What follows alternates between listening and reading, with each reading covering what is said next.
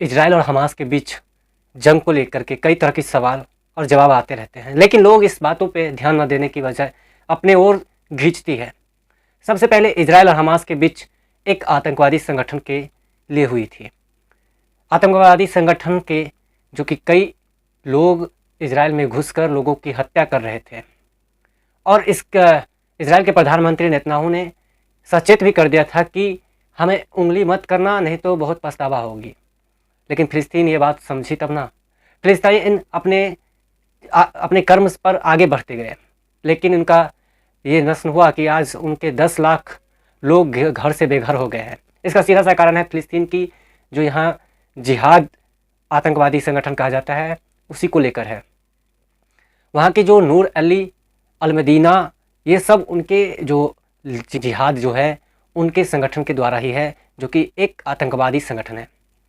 Gaza पट्टी में वहाँ पे जो हमला हुई, गाज़ा पट्टी में तैनात कई जो कि उनके दूतावास को जला दिए, कई टैंकर को वहाँ पे नस्ताबूनूद कर दिया। वहीं पे सेना के कई बड़े अधिकारी ने वहाँ के जो गाज़ा पट्टी में जो लोग तैनात थे, जो वहाँ की जो सरकारी की नीति थी, गाज़ा पट्टी में कई तरह की जो फैक्ट्रियाँ थी तेल जैसे, सारे को इजराइल ने नस्तानाबूद कर दिया है। इसका कारण भी है कि प्रधानमंत्री वहाँ के जो हैं नेतन्याहू ने पहले ही कहा था कि अपने अपने चरम पे ध्यान दें, न कि हमारे चरम पे ध्यान दें।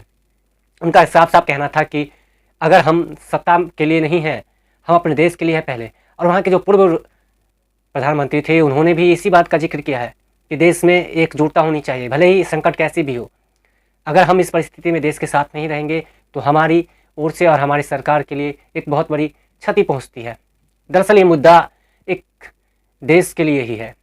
इजराइल और हमास के युद्ध के आज 11वें दिन है और 11वें दिन भी हिंसा जारी है।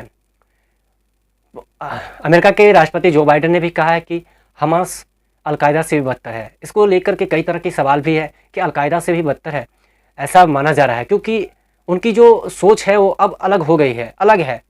उनका एक ही मकसद है कि हमारा किसी न किसी तरह से लोगों पर भय रहे, डर रहे, आतंक का नाम का खौफ पैदा रहे।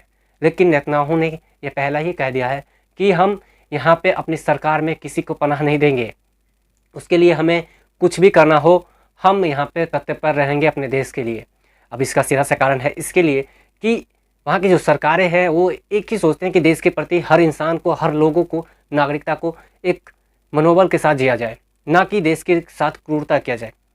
बात सही भी है इसलिए क्योंकि वहाँ की जो सरकारें हैं वो 2 सरकारें थी, एक विपक्ष में, एक जो सत्ता में है। लेकिन सत्ता और विपक्ष दोनों इस जंग में एक साथ आई है। इससे अच्छी और बात क्या हो सकती है किसी भी देश के लिए। और हमास के कई बड़े ठिकाने पर जो कि इजराइल ने हमला किया है और कई सारे लोगों की मौत हो गई है, जिसमें कम से कम 20,000 से अधिक लोगों की जान जा चुकी है। और इसका कारण है कि हमास के द्वारा आतंकी को पनाह देना और पालना, इसके लिए उन्हें बहुत बड़ा नुकसान हो रहा है।